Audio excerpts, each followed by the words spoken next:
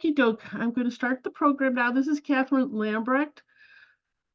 This is the January 2025 program for Chicago Foodways Roundtable, which in a few months, Chicago Foodways Roundtable will be 20 years old, which is stunning even to me. You do these things and then suddenly it's like, oh, yes, years go by. They sure do. I'm going to turn this over in a moment to Rick Rodgers, who, when he contacted me, mentioned Judith Dunbar Hines, and of course that got my attention because, we know what a treasure we have in Judith. So I want to just point out, Rick Rodgers is the sole author, co-author, ghostwriter, or editor of over 100 cookbooks. Apparently, it might be 107 cookbooks. We were talking about this just before you came. Many have been nominated for Beard, IACP, and Gourmand Awards. He's also the recipient of Bon Appetit Magazine's Food and Entertaining Award for Outstanding Culinary Instructor. He's currently consulting social media influencers as they transition to cookbook writing, and he's going to talk about that later. These clients of his. Okay, that looks good, doesn't it?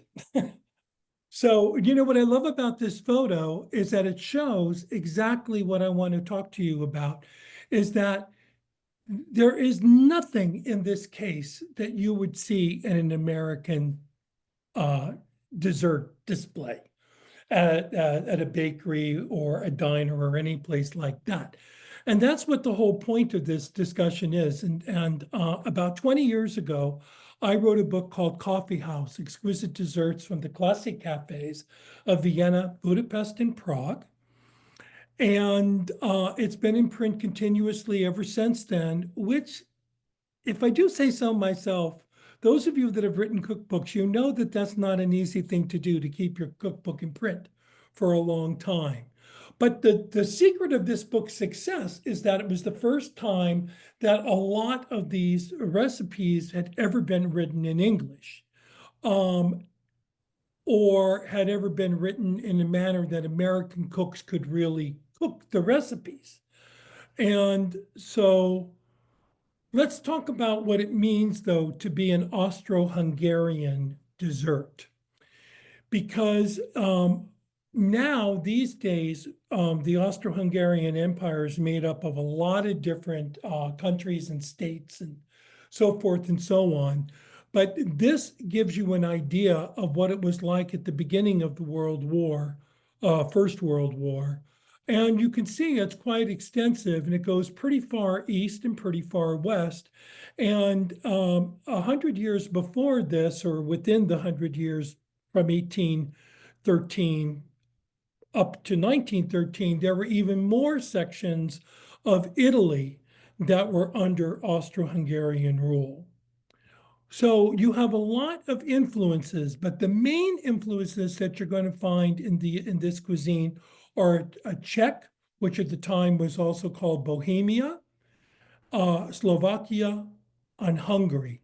And Vienna and Budapest and Prague and Bratislava in particular share pretty much the same vocabulary as far as desserts go. Now, this is a picture of the castle of the von Liechtensteins.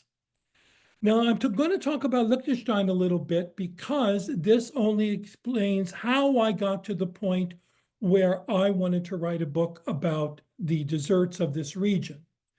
Now, this is not a picture of my family, but my family is from Liechtenstein. There's not very many Americans who can say that. I remember my Uncle Gilbert used to say to me, I don't know why you have so much nostalgia about freaking Liechtenstein. It's got 30,000 cows and 15,000 people. I had cow dung on my feet until I was 18 years old. I do not want to talk about the old country.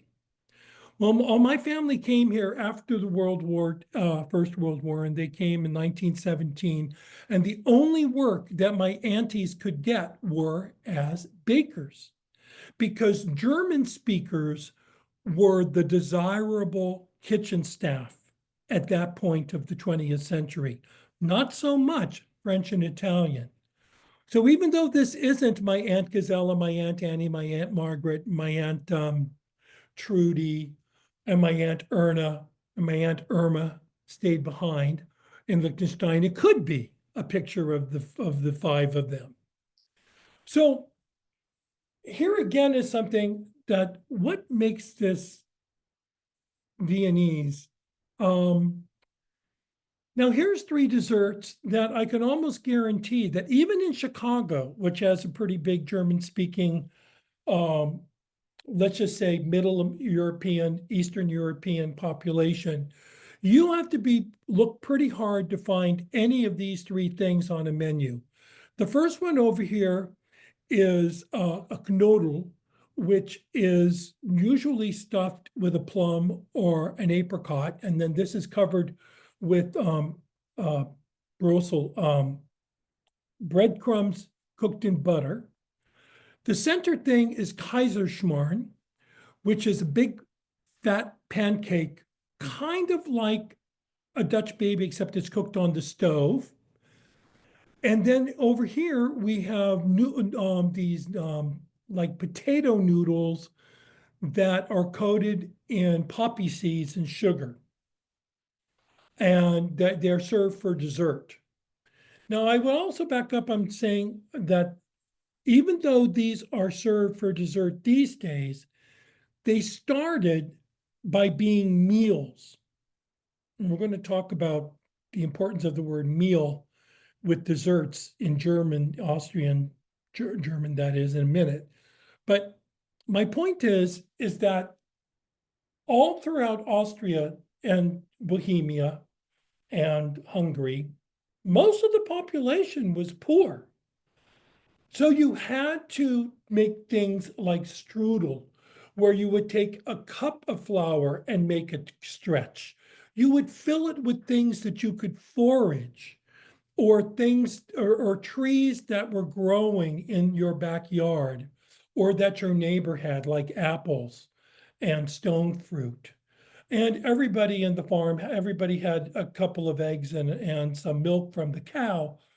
So people would start making these very hearty dairy and egg-based desserts to serve as a meal, especially on meatless Fridays, because the Austro-Hungarian Empire was also the Holy Roman Empire, and so Catholicism was the religion. Now, there's another thing that makes Viennese desserts unique, and that is the inclusion of, or I even should say, the prevalence of coffee. Now, this is a silly little cartoon that promotes the coffee legend.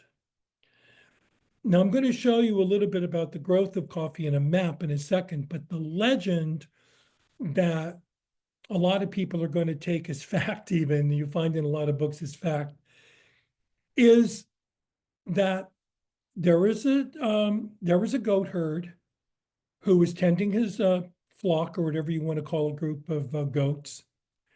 And the goats were eating the berries off of this bush. The berries were red. And the goats started jumping around. And the shepherd said, well, I'm always falling asleep in the middle of the night when I'm tending my flock. So I'm going to taste these berries and see what is making these goats so energetic. And that was how coffee was discovered. Now, of course, it's a legend, but what is true is that it started in Western Africa. The coffee began in Western Africa of Ethiopia and Kenya, and then ended up in Yemen. Now, Yemen was a port. You can see how important it is strategically for trade routes. Close to India, there is a way to get over if you wanted to go through the Cape here to get over to Europe. And then there's also trade routes into especially over here. I'm surprised that Istanbul, Constantinople is not marked on this map, but that is where a lot of the coffee culture went. I also want to mention that Yemen's port is named Mocha, which is, of course, where we get the term for that we use as a nickname for coffee. And then you can also see that Java isn't that far away from Yemen and how it could go there.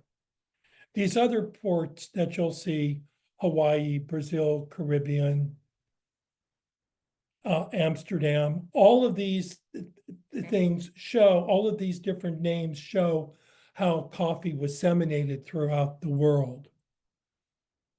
But what really was the turning point as far as Vienna and coffee was the Siege of Vienna in 1683. Now, the Turks always had their eye on Vienna and Austria, and they already were established in Hungary. So it wasn't very far for them to get over to Vienna. And they were always laying siege to the city. There was another big siege in 1529.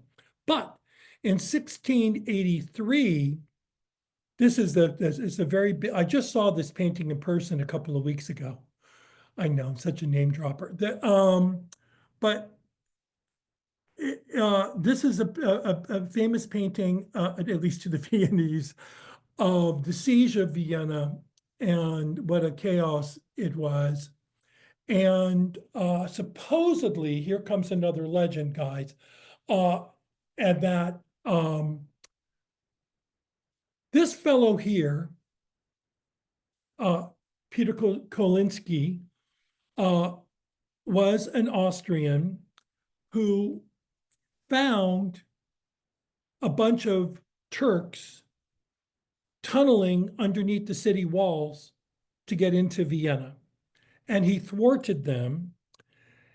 And as a reward, he was given the right to brew the leftover coffee beans, mountains of which the Turks supposedly left behind in their haste to hightail it back to Turkey.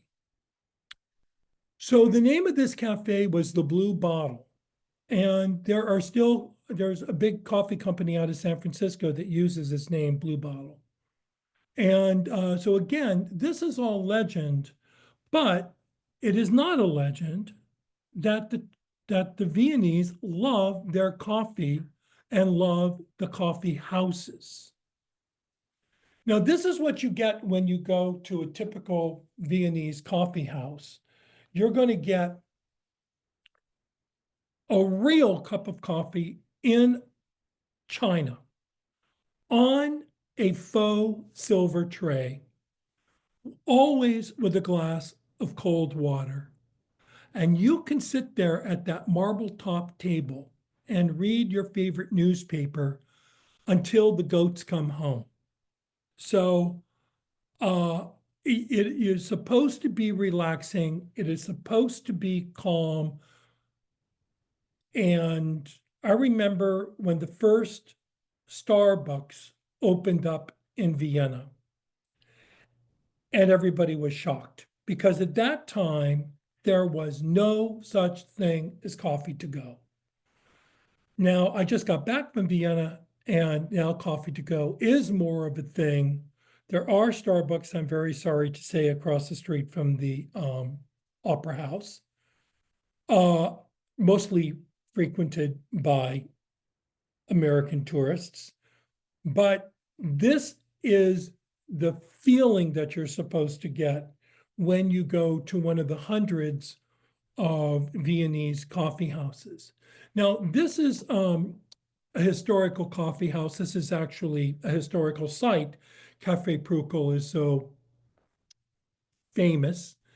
But I want you to look at some of the architectural things here about what makes this unique. Is that I want you to pay attention to this L-shaped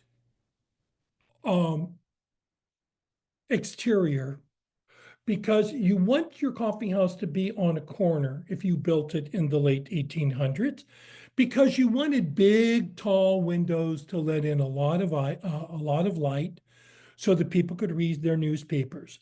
But billiards were a really big thing then. So would have one salon off one side of the L.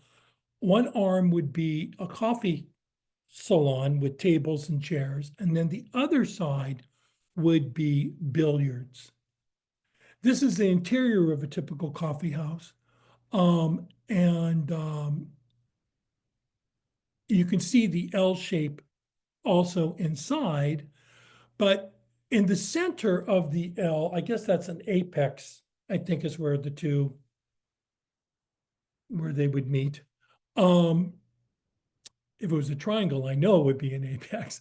But there's always this is where the cashier is. And this place is Cafe Sperl, which is another historic coffee house. Now, I wanted to show this picture of the Antoinette chair. Now, I'm pronouncing Antoinette as opposed to Tonnet, because if you're in France, you would pronounce it Tonnet. But if you're in Germany, where there isn't the TH is pronounced more as a T and an H separately, this is how I was told to pronounce it. Now, this is a little tiny historical fact that we take for granted, but it changed restaurants forever. And that is the invention of this chair, a bentwood chair. This is such a unique design because those of us that are restaurateurs, have been restaurateurs, know the ubiquity of this kind of a chair, but also that how light it is, how sturdy it is, how easy it is to stack them, to sweep and to mop the floor, and how easy it is to bring it from the inside to the outside and back again in good weather. So the invention of the bentwood chair, where you take the sticks and you steam them until they're soft, and then you mold them, and then you dry them, and then you shellac them in place, is a really important development in the story of the coffee house culture. Another thing that happened not exclusively, this in European writers, there's certainly coffee house writers of London and Paris and Rome and Venice. But in Vienna, there is a big culture with the coffee house writers. And some of these people are forgotten, but maybe not 100%. Freud was a big coffee house denizen. The Song of Bernadette, those of us of a certain age will remember the importance of the Song of Bernadette, especially if you went to Catholic school. Now, Franz Werfel was married to Gustav Mahler's widow, Alma. They were escaping from the Nazis over the Pyrenees, and they got stuck in a border town, and it was not looking good. And Franz Werfel said a prayer, and he said, "Oh God, if you get me out of this, I am going to write a best-selling novel about the Catholic religion, and I'm going to make it up to you." Well, he did get out. He ended up in LA, and he wrote the Song of Bernadette, and it was a sensation. You know, back in the day, again, those of us who went to Catholic school, grew up in the 50s and 60s, 70s, you know, when the church would say, "We give this movie or this book a stamp of approval," it really meant something. Now, another person who is worth talking about, and it also kind of connects with Freud, is Stefan Zweig. And Stefan Zweig, again, is one of these writers who we don't remember that much anymore, but his books are still in print. But the important thing that, as more I'm reading about Freud in Vienna, is that Vienna was ripe for Freud's ideas about psychoanalysis and dreams. And another thing is that there was a lot of mental illness in Vienna at the time, not the least of which was the prevalence of suicide. The romanticism of suicide. And Stefan Zweig was committed suicide in the 1940s. He had exiled himself to Brazil. World of Yesterday is a very interesting book if you want to learn about Vienna at the turn of the century. And I want to show this picture of Bambi because Bambi was written by Felix Salten, who was also one of the people that we call a coffeehouse wit. And he was writing children's stories when he wasn't writing pornography. Speaking of pornography, another thing that was really prevalent at turn of the century Vienna was pederasty. Let's get them all in here. Now, this is Café Central, one of the bucket list cafes in Vienna right now. Last time I was there was probably 400 people in line waiting to get in. And this is a statue of a coffeehouse wit whose name was Peter Altenberg. Peter had a crush on a young girl whose name was Petra. Oh, by the way, what I meant to say was that Peter Altenberg is not his real name. He took his name because he had a crush on a young girl who was about 13, 14 years old, Petra, whose nickname was Peter, who was from the town of Altenberg. So that's what he took as his pen name. Another thing about how pastries developed has to do with the Biedermeier period. Biedermeier basically means goody two-shoes, but this is an 1830s family. Everything was calm, everything was ordered, everybody was well fed, everybody said grace before dinner. But it was, let me back up here, that it was all about, keeping up with the Joneses.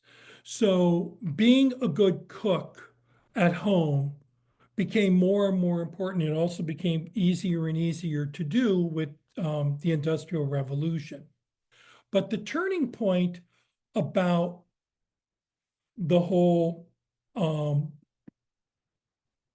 with the Viennese pastry happens not in Vienna, but in Paris. And this is a picture of a gentleman named August Zang.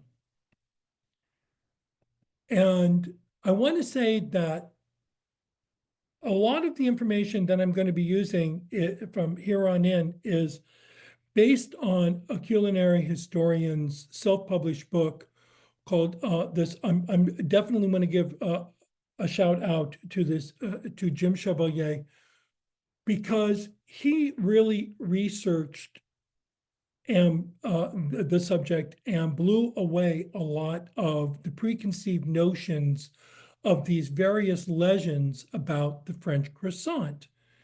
And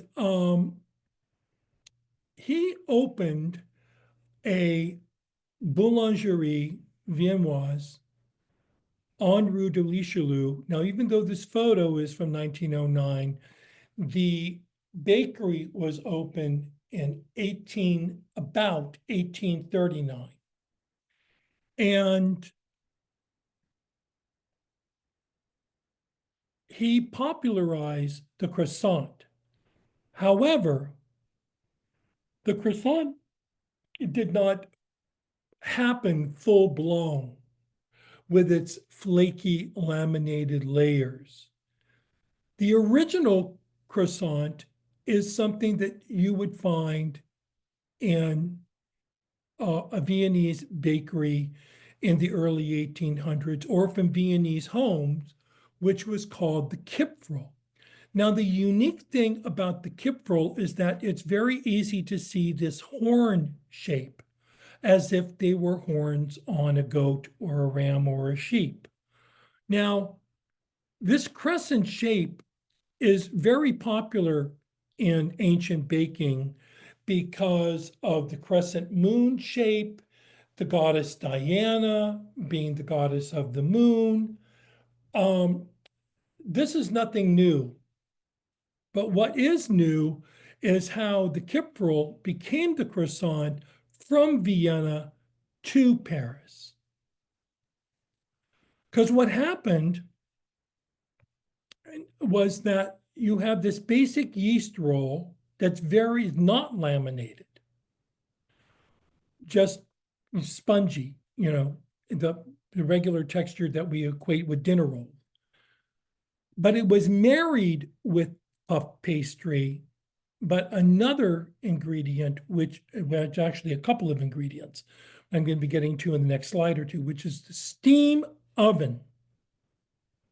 And then if you take this and apply steam oven technology to it, which was new in 1830s and was was introduced in France by Augustin, that's when you end up with the croissant that we know today.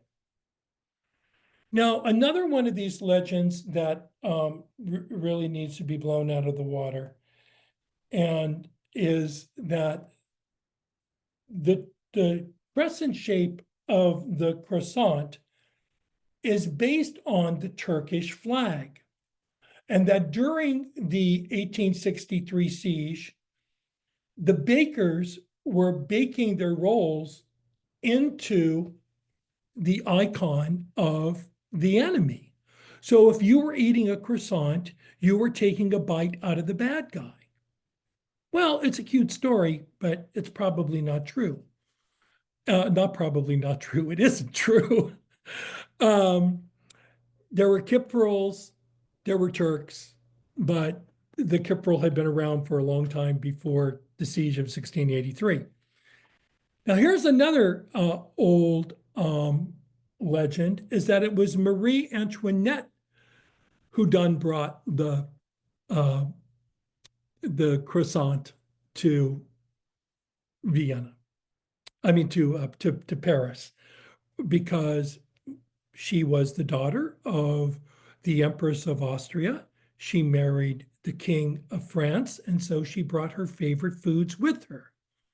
Well, that may be true of the de Medicis, but every single thing that Marie Antoinette ate was documented, and no one ever mentions a croissant or a kipferl, for all that matter. Now, one of the reasons why I love to show this particular painting of Marie Antoinette is that this was basically a birthday card to her mother, the Empress. Her mother said, "I don't have any good pictures of you. Send me a selfie." Well, this was the selfie that Marie Antoinette, but what is unusual about this is that it is by a woman painter, Elizabeth Vigée-Lebrun. Now, another absolute huge turning point in this saga about why we eat what we eat, with the pastries that we eat today. Well, you're going to see it's not just pastries, it's bread in general.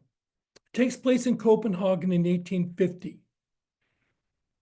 Also, I want you to take a look at this baker manhandling this big piece of dough, because we're going to be getting to the importance of hygiene in this saga in a minute too. 1850, there was a strike in Copenhagen by the bakers. Viennese bakers were imported into these scabs to run the bakeries, because certainly in that time, the city like Copenhagen could not exist without daily bread. They brought their recipes with them, things like kipferl. But they also brought a thing with them which is called Viennese bread, which also the Parisians came to love too. So what happened was that they combined the Danish recipes with the Viennese recipes, and these kinds of sweet yeast pastries enriched with sugar, flour, and milk, which today we call enriched pastries or enriched dough, they became known as viennoiserie. Now, the great emigration of Europe happens, and a bunch of Scandinavians come over to the center of America, the Midwest America, Chicago, St. Louis, the Dakotas. They bring those recipes with them. We as Americans called them Danish pastries, but everybody in Europe calls them Vienna pastries. Now, this is the Vienna bread that I'm talking about. It is, this is what's called a Kaisersemmel, a Kaiser roll, which you can still get your sandwich on in America. And on the right, we have the Viennese bread in a loaf. It's shiny. It has a very thin, crisp crust. Now, but one of the reasons why the crumb is so fine is that here's another Viennese connection that you and I and everybody who's a baker takes a total, we take it for granted. But somebody had to invent baker's yeast, and that person was a Hungarian, and his name was Charles Fleischmann. And he and his brother came over and settled in Cincinnati. And that was the beginning of commercial baker's yeast, again, from an Austro-Hungarian.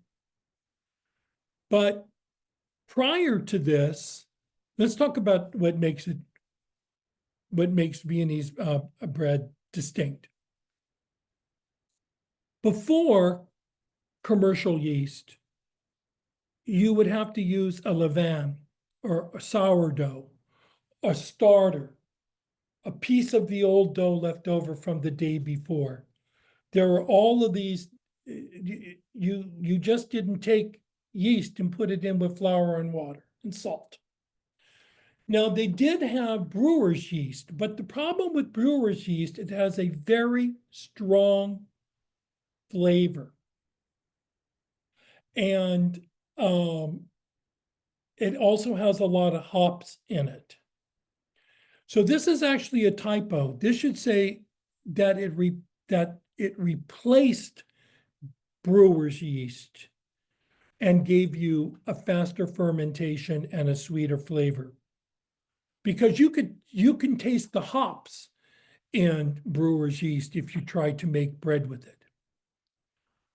Then you have that beautiful thin, crisp crust due to steam baking. Before, the only way you would get that glaze would be brushing it with like maybe an egg glaze or egg white glaze. And another thing is that the Hungarians invented a automatic mill that had six stones. Now, right up until that time, you would have your mill by a stream, and it would turn the mill wheel, and then that would turn the mill stone, and you would get a very coarse flour, and it would normally be whole wheat, although pretty soon people learned how to winnow the bran out. And the other, well, what happened was that people started equating white bread with healthy bread. And so brown bread started falling out of favor. But this Hungarian mill process allowed them to mill the stronger, higher gluten wheat more effectively. So if those of you that bake internationally know, that American flour is very famous for its gluten content and that it works well with bread doughs, but that for the most part, European flours are soft wheat and do not have the same gluten strength. Now, when we think of pastries in America, we very often go right to the Franco-Italian canon. So let's think about what the difference is with these Franco-Italian pastries and the Viennese pastries. Is that the Franco-Italian pastries, and certainly American pastries, have more icing and frosting and glazes. In Viennese baking, there is not such a reliance on syrup as there is in especially French baking, where you have a genoise, and then you're going to moisten it with probably a liqueur flavored simple syrup. I already talked about the increased use of dairy, nuts, and fruit, the importance of them in these desserts to make the strudels, the cheesecakes, the dumplings, the noodles. Now, another thing that's interesting about Viennese pastries is that they have so many names, and they're named after historical incidents, historical figures. And so some of these are Panama Torte, Malakoff Torte, Sacher Torte, Dobosch Torte, Indianerkrapfen, Linzer Torte, Ischl Torten, Amir Teresia Café, which is a big gooey coffee with whipped cream on top. Also, Viennese desserts have very specific categorizations that we do not apply to our desserts, and neither do the other European countries. So when you talk about desserts, there's this huge category called Mehlspeisen, which means anything that is baked, it has a flour, meal being the operative word here. Meal is a flour, and Speisen means a meal. So anything that has flour in it is baked is a Mehlspeisen. Then you go and look at a big cafe menu like Cafe Central does this, and it's two categories: warm desserts and cold desserts. They'll have a separate page of something that's called Süßspeisen, which means the sugar desserts, which have no flour. Well, okay, pudding is going to have some flour, but it's not a flour-y dessert. And it also, your custards and your ice creams are considered Süßspeisen. Now, there's also a big difference between a Torten and a Kuchen. So a Torten are your fancy desserts that are layered, crafted, and the Kuchen are simple and homey. And then there's also another category called the Schnitten, which are slices, or Krapfen, which are pieces. Another big distinction is between the Konditorei, which is where you buy sweet baked goods, and the Bäckerei. Look at all the different types of bread, but very few of them are sweetened. I have a friend one time who went to Vienna and came back and said, I don't know why you make such a big deal about Viennese pastries. I hate them. They're very boring. I go, well, what do you mean? How can they be boring? Well, they hardly have any sugar in them at all. I thought I was going to get these delicious cakes. I said, well, you went to a bakery. Well, of course I went to a bakery. I said, you should have gone to a conditorei. You should have gone to a cafe. You know, his tour guide, he said to his tour guide, I want to go to the best bakery. And so the tour guide probably sent him to this place, Joseph, which is a really good bakery if you want rye bread, but you're not going to get Sacher Torte there. So here's an example of here's, two different kinds of apple cake. Here you have an apple torte with this beautiful gelée of apples and meringue on top with a biscuit dough on the bottom, or what my grandmother would make, apple kuchen. Here's an example of a Schnitten. An Esterhazy Schnitten has a name from the Esterhazy family, which were Hungarian royalty. And the pink thing is one of my favorites, which is called Punschkrapfen, which are these punch squares. And you can see that the center, you split your cake open, you take the crumbs, you moisten them with jam and rum, you put the cake back together, You cut it into petit fours and you cover it with pink fondant. And you do not tell your dentist. Here are some examples of some of those names. There will not be a quiz later. This is the Malakoff torte, which is made with ladyfingers and almond cream. The Panama torte is probably named for the cacao of Central America. This is a chocolate cake also with almond flour. The famous Linzer torte is one of the oldest dessert recipes that was ever written down. And it has normally currant jam with a very spiced shortbread dough. The Indiana Kropfen is named for the so-called, in quotes, Indian magician, that a guy who was popular in the mid-1800s. This is chocolate cupcakes vanilla cupcakes filled with whipped cream, and the cap is chocolate glaze. Incredible. Again, you're not going to be finding that at Starbucks any day soon. And then these are three of the most popular Hungarian desserts. The zserbo, whoops, got trigger finger here. The zserbo, named after one of the most famous pastry shops in Budapest. Rigosyanci is named after a scandalous Hungarian violinist who ran off with an American who had married a French count. Their relationship didn't last very long, but the dessert named after them did. Who knows, we might have a Kardashian cake one of these days. Not if I have anything to do with it, but and then this last is the famous Dobos torte. Joseph Dobos invented this cake for the visit of the Emperor and Empress Franz Joseph and Elizabeth to Budapest. And it became so popular that everybody started copying it. And this didn't make Joseph happy. He did not consider flattery to be the best, what is that saying? Imitation to be the best form of flattery. He wrote the recipe down and gave it to the pastry union and said, I want everybody to have my famous recipe because I'm tired of everybody copying it and getting it wrong.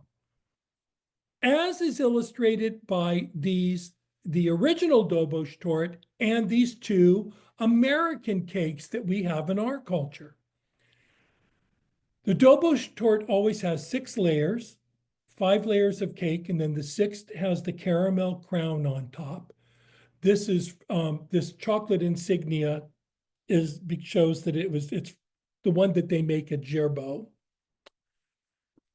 So the Dobos cake you will find in Hawaii, because the people that owned King's Hawaiian Bakery, the people that make those sweet rolls, they went on vacation in Hungary, had the Dobos torte, and then came back and then tried to figure out how they were going to recreate it. And this is to their best of their memory. This is what they came up with, which is a really gooey chocolate cake with a really soft frosting. I'm not saying it's not good. It's just not Dobos torte. Now, another thing that's kind of interesting about the Dobos is that it has its own legend about its name that is untrue, which it has this shiny, tight caramel topping. Now, Dobo also means drum in Hungarian. So you will find cookbooks that call this the drum cake. It has nothing to do with a darn drum. Now, over here is the Dauberge, same thing. Louisiana lady goes to Hungary on vacation, comes back, remembers lots of layers, remembers lots of frosting, and then starts selling the Dauberge cake in Louisiana. I'm not saying it's not good, it's just not Dobos.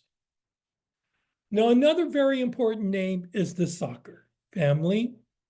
Here's a picture of old Franz Sacher. And the Hotel Sacher is a very important landmark. Now, the Sacher story really starts with the Congress of Vienna, which was the big meeting that they were going to talk about the spoils of the Napoleonic Wars. Now, one of the things that's kind of interesting that it's going to tie into something in a couple of slides is the prevalence, or let's just say the absence of women in this photo. These guys did a really good job of messing everything up, but there's a couple of key players in the Congress of Vienna. There's actually three of them: Metternich, Talleyrand, and Carême. And you culinary historians, that's a Freudian slip, hysterians, isn't it? Know of the famous chef Carême. Now, Metternich was a master politician, Austrian. Talleyrand, and the thing about Metternich is that he was constantly giving parties. Now, according to the original, they had a plan that it was only going to take like 2 months to like pull this all together to divvy up the spoils of the Napoleonic Wars. However, they kept on having so many parties and so many balls that they never got around to business. Now, Talleyrand was a representative for France, and he actually, one of his parties had a contest of the best cheeses, and he named Brie the king of cheeses. Now, the thing that's interesting about Talleyrand is that we all know about the French Revolution and about how he was in power for like 40 years, and he was in power over 3 kings and a couple of emperors, and he managed to keep his job. Everybody got their head cut off. Why?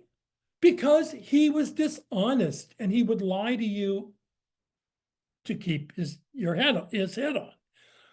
So when they said that when he named Brie the king of cheeses, they said that that was the only king that he had never lied to, was Brie.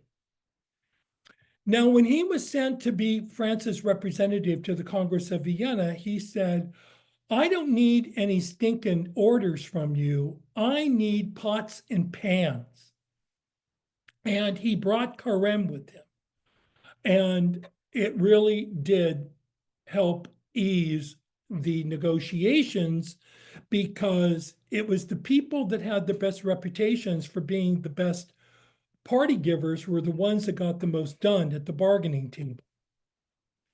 So now this is a Google doodle of the Sacher Torte from the 100th anniversary of Sacher's birthday.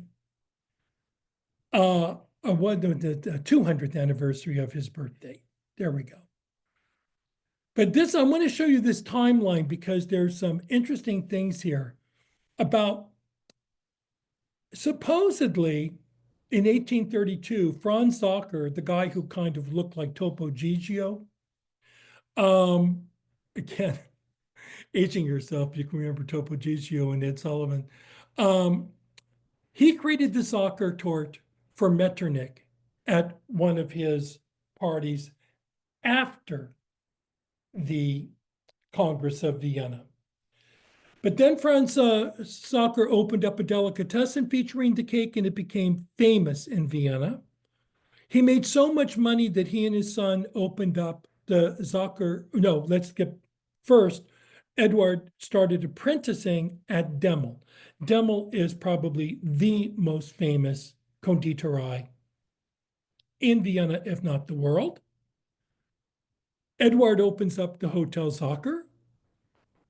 By 1834, however, the Sacher family is bankrupt and they sold their hotel, and they gave Demel the recipe, but they said, we want you to call it the Edward Sacher Torte because the hotel is still open and we want to be calling it the Sacher Torte. So Sacher went to court and got a copyright for the term Sacher Torte. However, the demo kept on calling it, forgot to add Edward, and kept on calling it Sacher Torte. And so Sacher sued Demo for the right, we're the original Sacher Torte. This suit went on for 9 years. And finally, it was settled so that both companies can say, are allowed to use the word the original Sacher Torte, but Demel has got to put the word Edward in the title. But this is another thing that's as kind of as a minor distinction, but shows one of the reasons why the Sacher Torte took off. Is that I want you to take a little bit look at the difference between what would be called, not grammatically, like with the article matching the noun, but in the feeling of these two desserts, feminine versus masculine. The one on the left is a typical creme torte. Okay, it is creamy, wet, gooey, fruity, shiny, a little frilly. This is a strawberry cream torte. But look at the butchness of the simplicity of the Sacher Torte here, slab o cake. Now, Kathy and I were talking about this, that most Americans hate the Sacher Torte because they're expecting a gooey, moist cake, and it just is not that. Now, pay attention to this big mountain of Schlagobers next to the cake. It is there for a reason. It is not there as a garnish. When I was baking in the Sacher Hotel, because I was lucky enough to bake in some of these really important kitchens when I was researching the book, they told me that nobody eats Sacher Torte the right way. The way you're supposed to eat it is that you moisten every bite of cake with some of the cream. You put them into your mouth at the same time. The cream melts from your body heat immediately, and it moistens the cake. So the next time you have Sacher Torte, whether it's in Vienna or someplace else, eat it with the whipped cream. It's an entirely different experience. So I just want to wrap this up here. Like, let's blow some of these, let's put it all together. Marie Antoinette did not bring the croissant to the French court. This guy did, Auguste Zang, at this bakery. And then some of these Viennese recipes went both to Paris with Zang, but they also went to Copenhagen.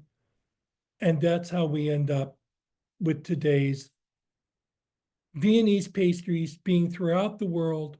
But let's also not forget Charles Fleischmann's invention of yeast and August Zang's popularization of the steam oven, because the steam induction oven is also going to give certain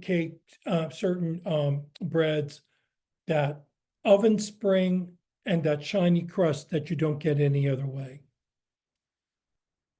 So that's the end of the Vienna part of our program. But I want to take a look at, I want to take questions. Just let's take a look at this, and then we're going to take some questions, because I was asked to let people ask me about what I do. This is some of the books that I've written or co-written over the years, and some of my clients. I'm very happy to say that I have really great clients. And over the years, I've done books for the Chelsea Market. This was an IACP winner. I've done a lot of books for Williams Sonoma. I did a lot of books with HarperCollins. I did 4 books under the 101 series. I did a few books with Miss Patti LaBelle. I was asked by the James Beard estate to edit a compilation of his recipes. Here's another William Sonoma book. Here's a book with another music icon, Frankie Avalon. I did a book with Sarah Beth's Bakery in New York. This is Debbie Mazar and Gabriele Corcos, who have the TV show on Not Food Network cooking channel called Extra Virgin. And then this is what we're all here for. But what I've been doing, Coffeehouse book. But what I've been doing lately is that I've been helping these YouTube stars and TikTokers when they get their first book contracts. So this is a young man named Owen Hahn. He only has 10 million followers. Diane Morrissey only has like 3 million on Instagram. A cook named Matt only has, I think, maybe 12 million. And McKenna Held, she's the woman that bought Julia Child's home in the south of France, and has a cookbook coming out in a few months. So I want to look at the chat. Oh, and also I want to be sure to mention that if you ever feel like going to Vienna with me, you can. And I hope you would. Claudia Royston is a Dom and a member of this group, and she has a group called a company called Global Gourmands. And I am going in May 2025, and we're doing a culinary tour of Austria. But in a couple of weeks, we're probably going to announce that I'm going to be doing a Christmas tour of Austria too. So please go to Claudia's site and look for my page, and just get on her mailing list, so that if you ever do have any interest in this tour, these 2 tours that I'm doing in Austria, or some of the other things that she's doing. She's also doing Cornwall and I think Albania. You'll know. So I got to open up those chats and see what's happening there. How about I'll read to Here. you. Molly said, what cities have the best gooey bakeries? Or probably just good bakeries. Well, I'm from San Francisco, and there used to be more Middle European bakeries there. But as the immigration has changed, the ethnic groups that are opening up small bakeries has changed. So I'm seeing a lot more of Asian bakeries, Vietnamese influence, Chinese influence, Japanese influence, both on both coasts, because I spend a lot of time on both coasts. So, I mean, every city has them, but they're getting harder and harder to find. Okay. Are croissants still baked in steam ovens, or do they have a steam source Well, in the oven like water while baking? it depends on whether you're baking it at home or you're baking it commercially. Because a lot of large bakeries are going to have a steam oven, because it's going to give you that gelatinization of the crust from the steam. I want to be sure that everybody understands about how this crust happens. So you have flour and water on the outside, on your exterior of your baked goods, right? So when you put steam on that, whether you spray it with a bottle, whether you have steam injection, or like what this person who was asking a question is mentioning, whether you have like a hot pan in the bottom of the oven and you throw some cold water in there and that makes a burst of steam, that's where you do it at home. That is all going to make more moisture, that is going to gelatinize the surface of the baked good, then it's going to start to dry it out from the heat of the oven. That surface is called dextrin. So it's called dextrinization is what happens. So I hope that answers your question. It's different whether it's commercial or whether it's home. By the way, we did have some Julius Meinl bakeries and coffee Yes, houses here in yes, Chicago that's true. They closed. completely. Yep. Now I got to That's tell you, Thomas Meinl, who the owner of the country, when I first went to Vienna in 1999 to research this book, that's the kind of experience that I was so lucky to have, was that this guy took me around, showed me his favorite bakeries, introduced me to a lot of people. So now you can still mail order their coffees. They have an American mail order service. Yeah, and you're talking like we do have like there's a German conditorei called Lutz's, but unfortunately I've gotten the impression it's just not what it once was. Um and I have observed what you're talking about with the Vietnamese and markets with that French influence.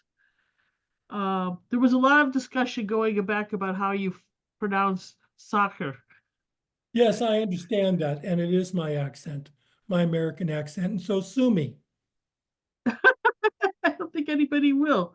No, but Is it, Judy's happy to point it out, and I'm happy to say, sue me. I'm sorry. so where Sacher, do donuts? Sacher.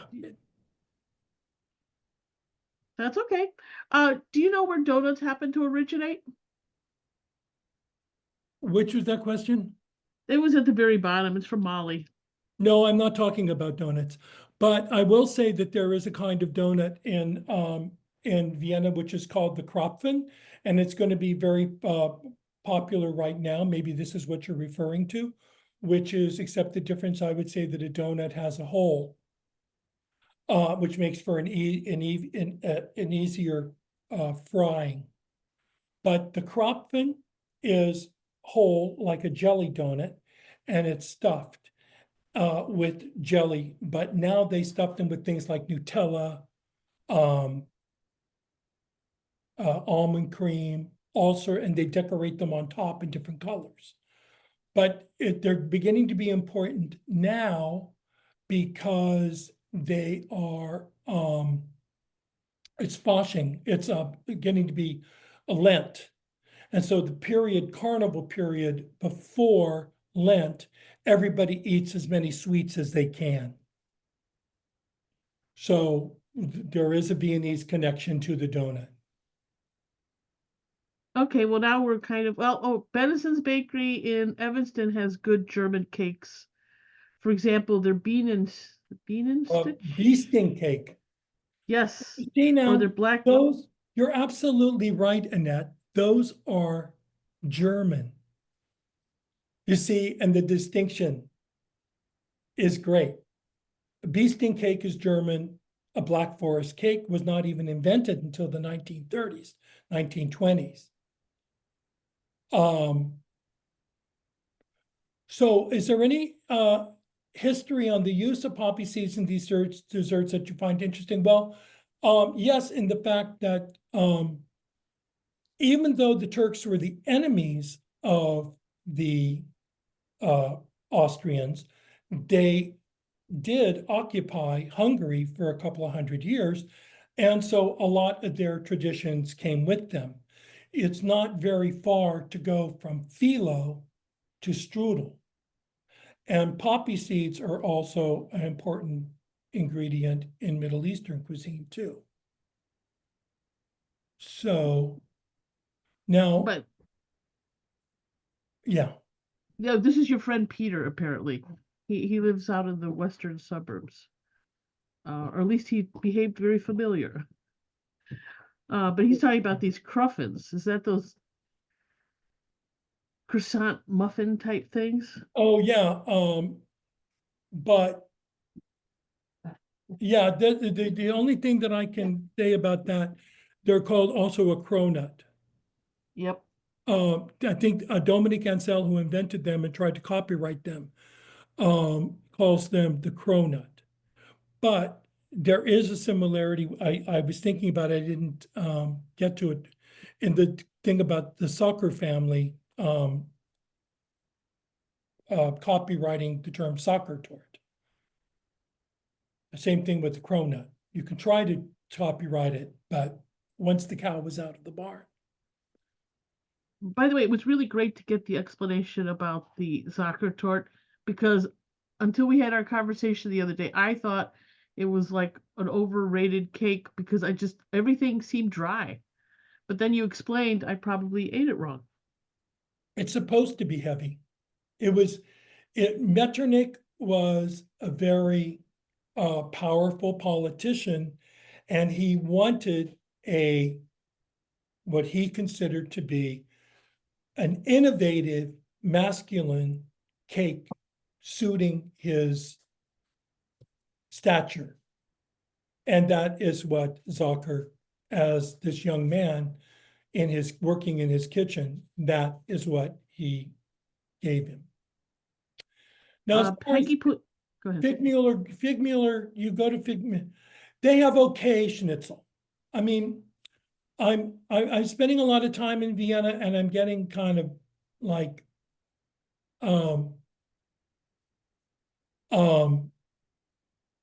there's just all sorts of stuff.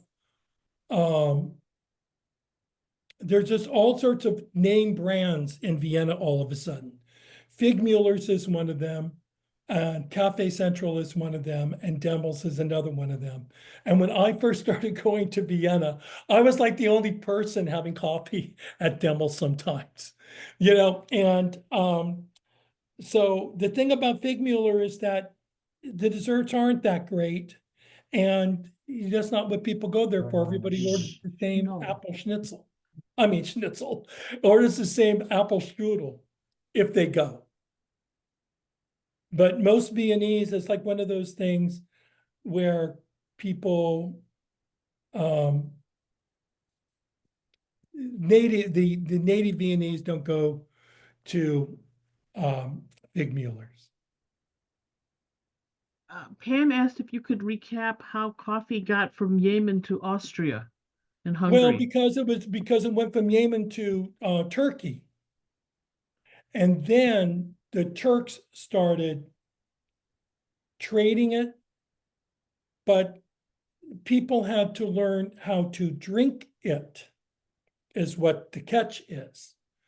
So it became popular like tea did in England, but the main way how the legend says, that it got to Austria was when the Turks invaded Austria in 1683. When they left in a hurry,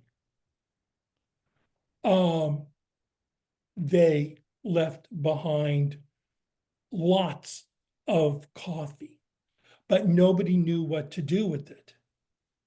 So it was up to so they gave the rights to one guy, and he developed the coffee culture.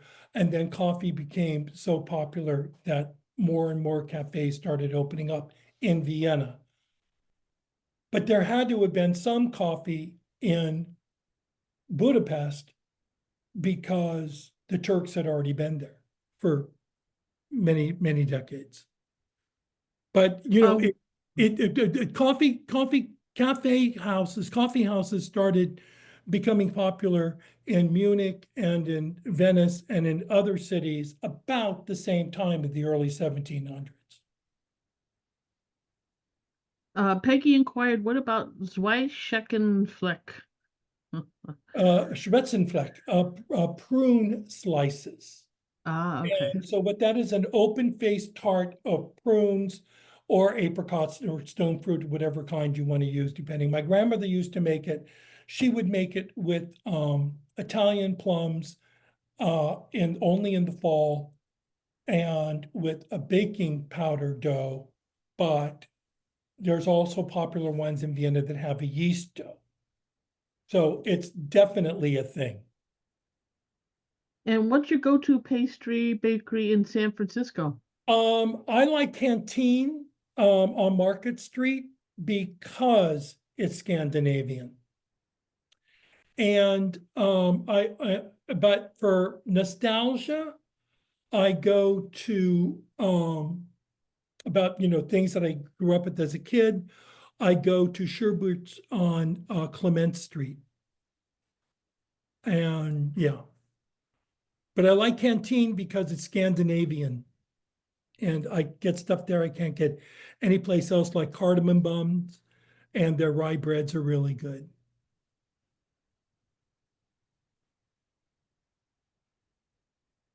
Okay, Ingrid, who has your book, said she makes plum cake with Italian Yeah, stewed plums and a streusel topping. right, delicious. I mean, what Peggy, what you're saying about demo being like a factory, not worth the wait. I mean, that's what my point is about Figmuller too, is that um, I'm not slamming anybody. I'm just saying that it's so different. Tourism is so much different than it used to be because of social media. Because people are making these bucket lists and based on something that they saw for 5 seconds on YouTube and or TikTok. And there's any bakery you go to in Vienna is going to be an experience because they have so many things of um, that you're never going to see in America. There's a chain called Aida. There's literally one on every corner. And whenever I take friends of mine there who are Americans, they're still like, because you're not going to see any chocolate chip cookies. Now, I'm not sure what this Liverovi Spiki is, Kimmy. Liverovi Spiki. I'm not sure what you're referring to.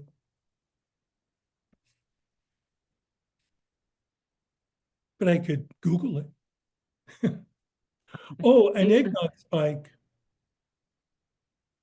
I still don't know what you mean. I had Well, um, I had hot eggnog at the Christmas markets I was at a couple of weeks ago. But right. that sounds Czech to me. Well, we'll all Google it. We'll let you know. Oh, okay. Sounds like a plan. Are there French pastries? No one's competing. I mean, there. I just don't think you're going to. I do see croissants now in Vienna, whereas before I never did. You get Kipferl.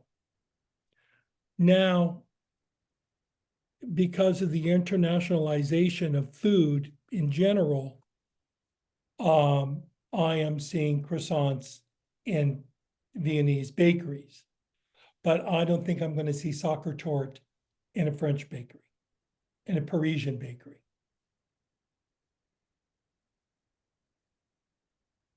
Czech eggnog dessert or Czech dessert. Okay. You know what? I'm going to be giving you a copy of everything that's in the chat. So comments that people made or links to places you can grab later. Right. But I think I'm, oh, thank you, Suzanne. I appreciate it. Oh, there's a kawa. Well, yeah, Claudia, I'm glad you mentioned kawa because that is where we get the word coffee from. There's another connection with the Turkish word for wine, which also sounds like coffee, has a Q and an A in it, but pretty much the most direct name for the English for coffee comes from the Yemen word. Well, Let's I see. do think that we touched on most of everybody's comments. I completely agree. And if you have any other questions for me, you can find me very easily because I'm rick@rickrodgers.com. And so if you just have to spell my last name correctly with the D, as in Rodgers and Hammerstein. That makes it easy. Not like Mr. Rodgers. He doesn't have a D in it, you see. So thank you very much for having me. Thank I you. really enjoyed this. I hope you could tell I love this subject. And it's just fascinating to me, the things that we take for granted in our everyday lives and where they come from. And so Or you go guys, elsewhere and they're not present anymore.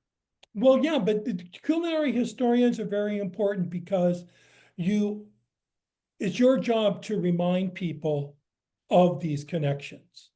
I appreciate you. So thank you very much. Thank you and have a good evening. What's left of it, right? Yeah, well, that's okay. I know where the scotch is. We'll talk. Well, thank you very much, and thanks for having me again. And go visit Claudia at globalgourmands.com and see what we're up to, what kind of trouble we're in. Okay. That sounds perfect. Thank you again. Bye-bye. Thank you. Bye-bye.